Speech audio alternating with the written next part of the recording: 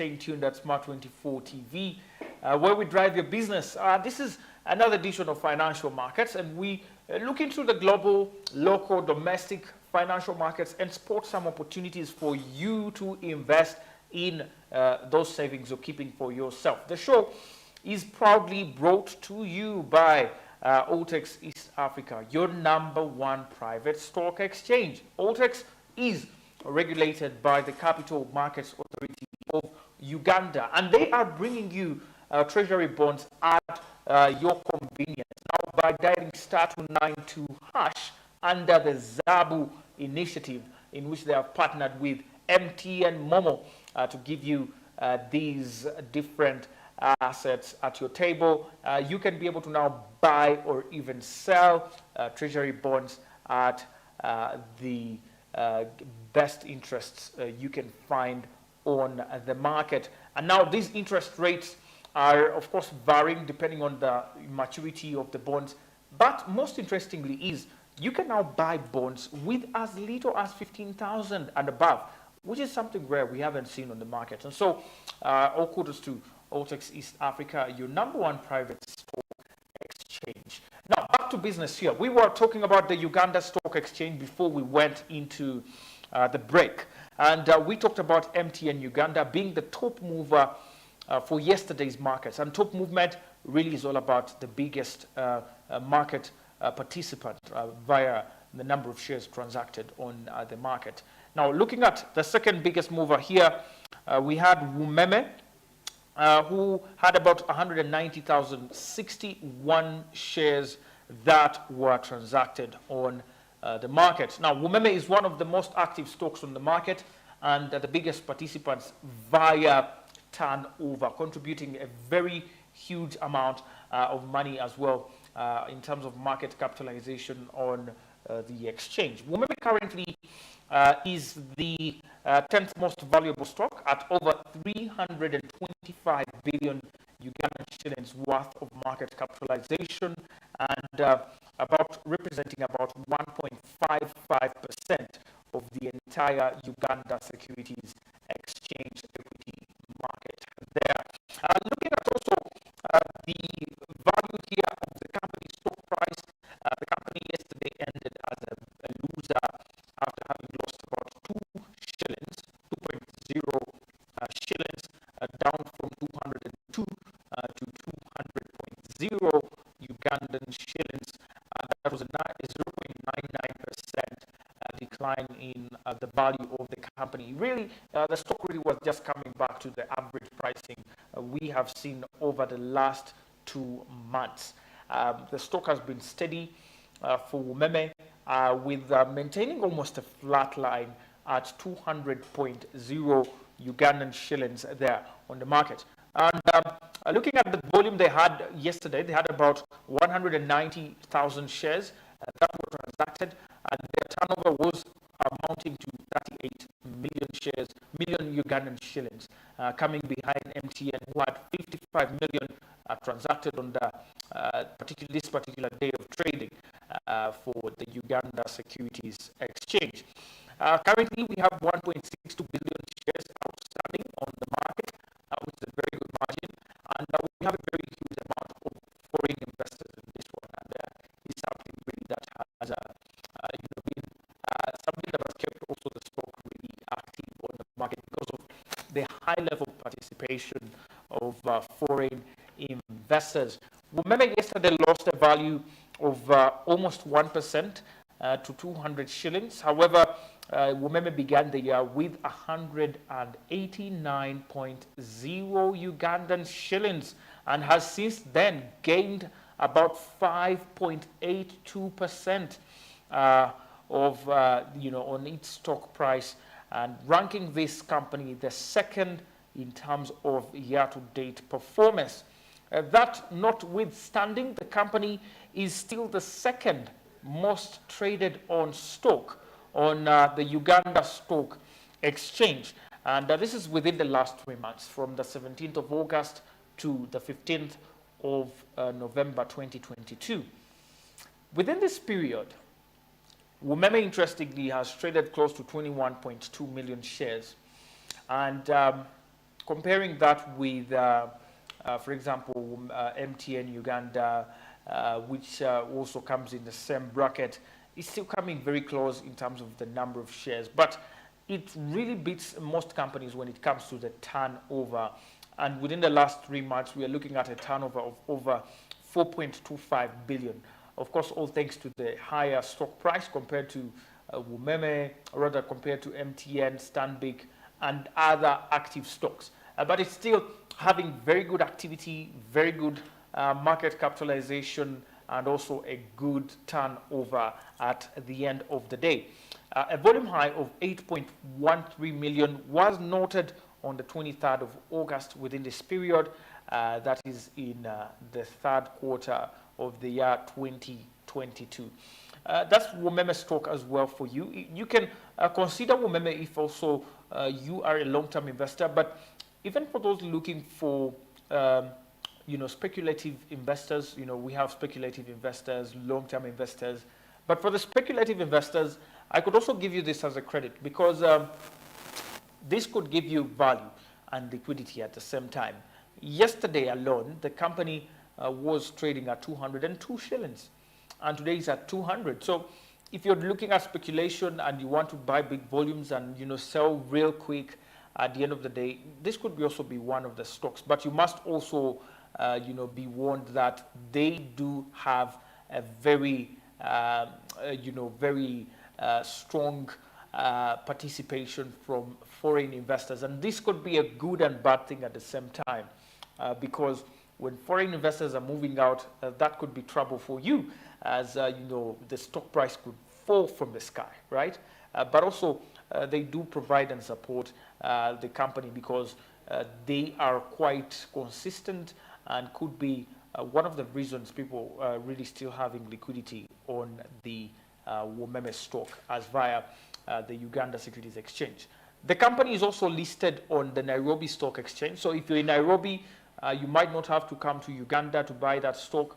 You can also buy it on the Nairobi Stock Exchange. And also it's a very active stock there, bringing very good gains to investors that have explored their opportunities there. That's it from the Uganda Stock Exchange, and maybe Stanbic Bank here, Uganda, which had about 113,280 shares. Really nothing much to talk about Stanbic, except the fact that they lost about 0.02 shillings. Very small margin, but significant still, kind of trying to keep above the 20 shillings mark, but it is quite something we are looking at as a fragile stock at the moment. People are wondering whether it will cross the 20.0 shillings mark because it's getting closer and closer to below 20 shillings, which hasn't been recorded, at least in the history of the company. So it will be really record-breaking. I don't think we've had Stanbic Bank go below, and even if I check the graphs here, Stanbic hasn't gone below 20 shillings in the past since listing on the Uganda Stock Exchange. So there is a lot really to look forward to at Stanbic. Will Stanbic cross over to 19 shillings? We don't know, but we hope not as well, because it's one of those companies that has been able to provide, affordable stock, but also steady stock. We wouldn't want it to go below 20 shillings, honestly speaking. But we are still watching. As yesterday, it turns out it lost the 0.02 shillings of their stock price from 20.02 shillings to 20.00 shillings. A 1% drop that was registered. Now, in terms of volume, they had about 113,280 shares that were transacted on the company, closing the day with a 2.27 million shillings turnover there. In terms of 1 week performance, things don't look so good for Stanbic. It has lost 4.76%. In terms of 4 weeks, they have lost 4.76%, and in 3 months as well, 4.76%. Their year-to-date is still also great, a great loss of about 23.1%.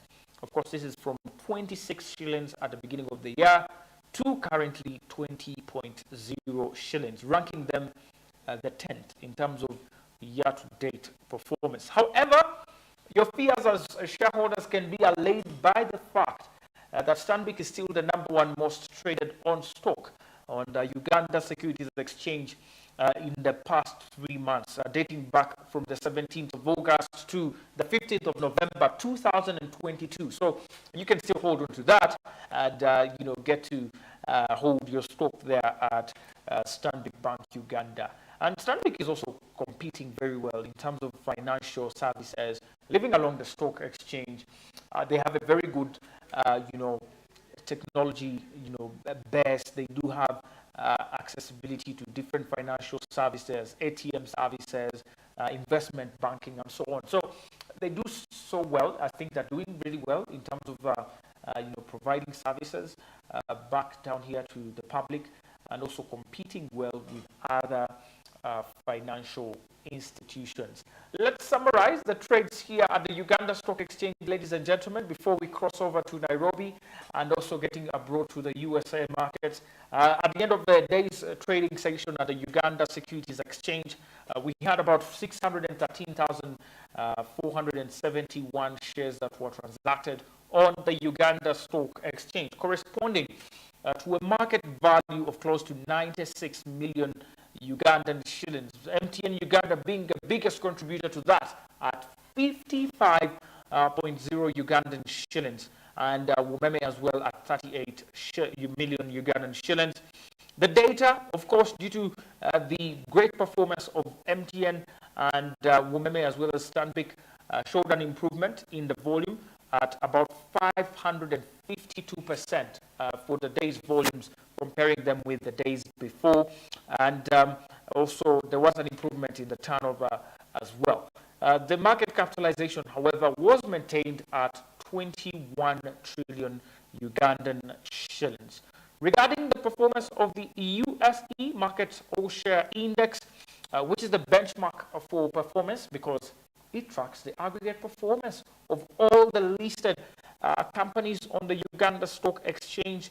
The index for the first time in a week, and this is very serious, for the first time in a week, went up 6.46 points, up to about 1,211.80 Ugandan shillings.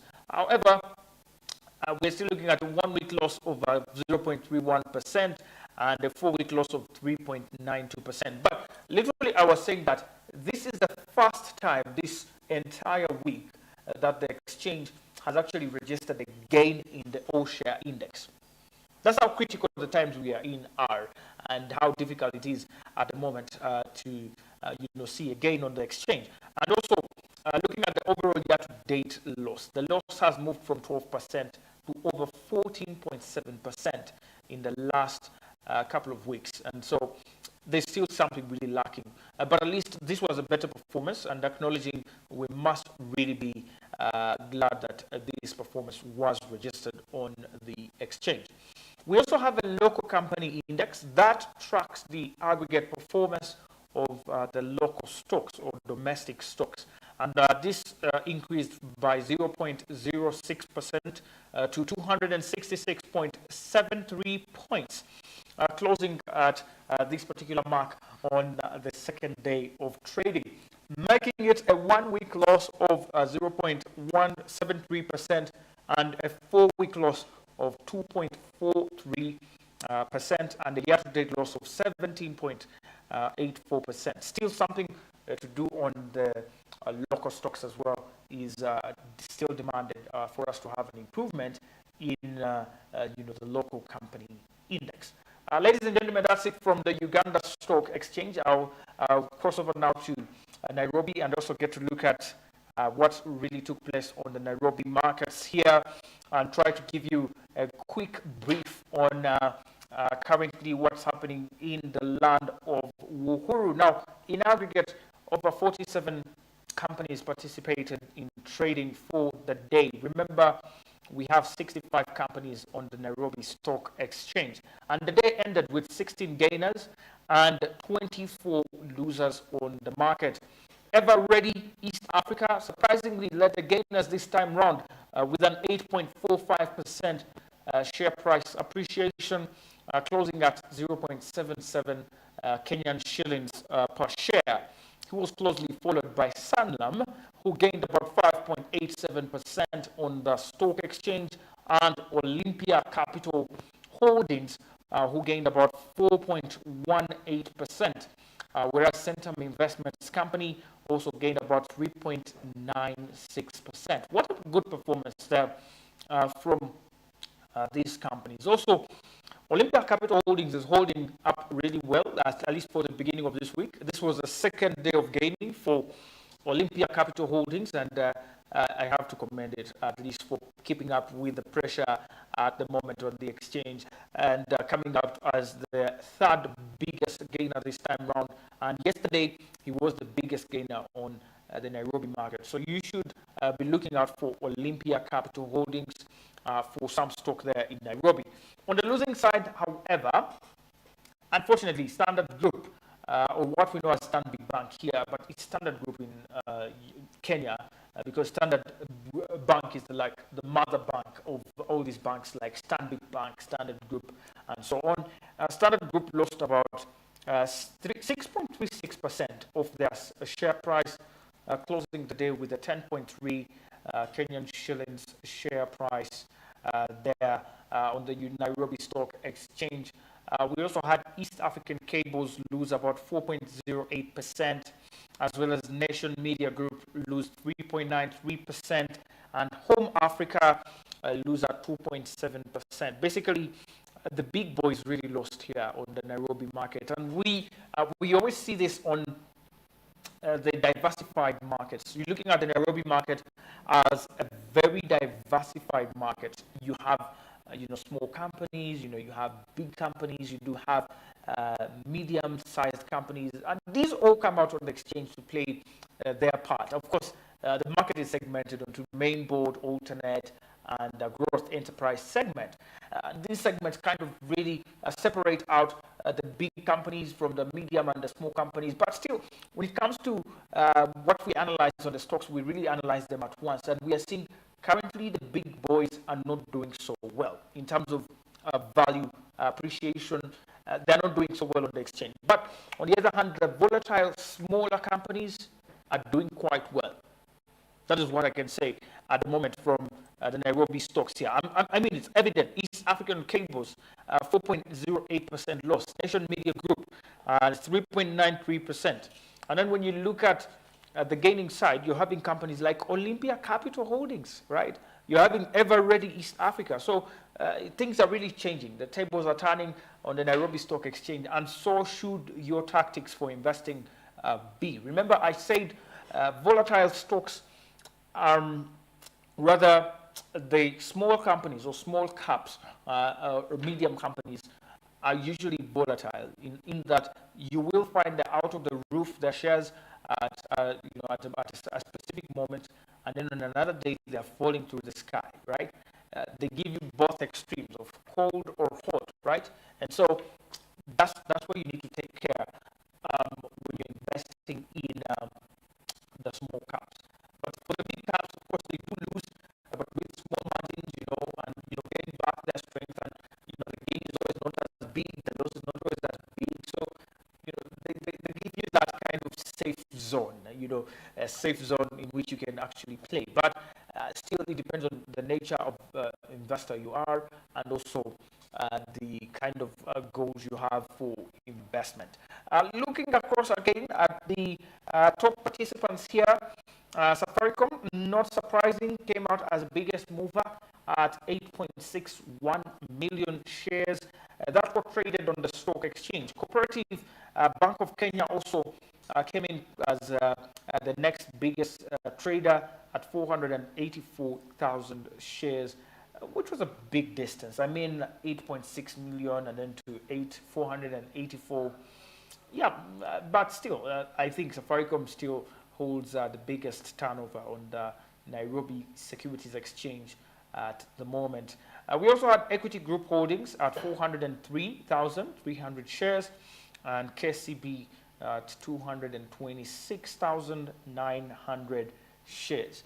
Regarding the performance of the NSE market indexes, the benchmark index, which is the all-share index, inched up about 0.03 points, closing at 127.88 points on the exchange, a one-week gain of 0.41%, and a four-week loss of 1.46%.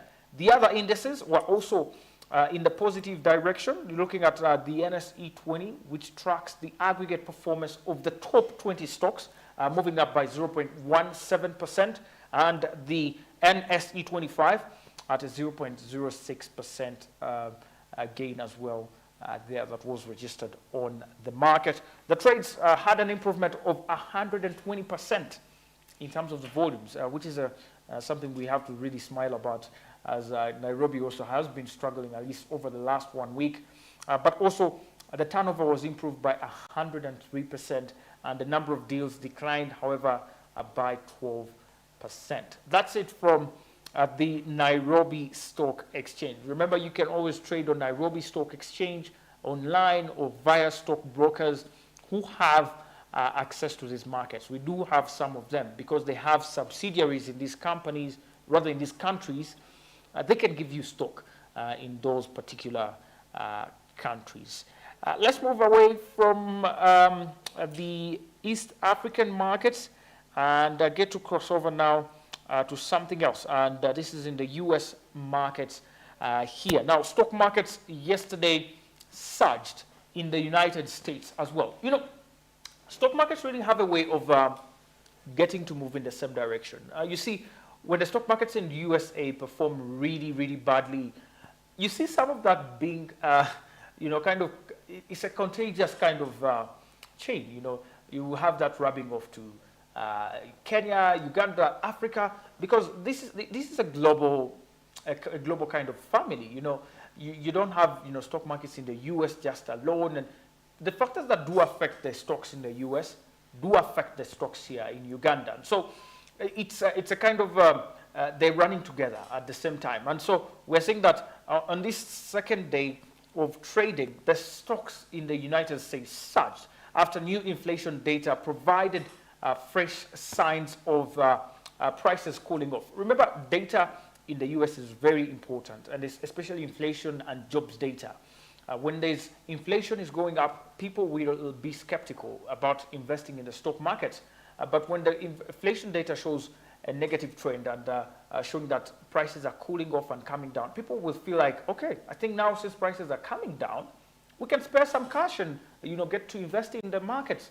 And this is exactly what happened on the second day of trading on the United States Stock Exchange. Now, the S&P 500, which is the one of the biggest, actually the benchmark. Sometimes some investors call it the benchmark of the U.S. performance, U.S. stock market performance, but some claim it is the Dow Jones, which I also agree to some extent.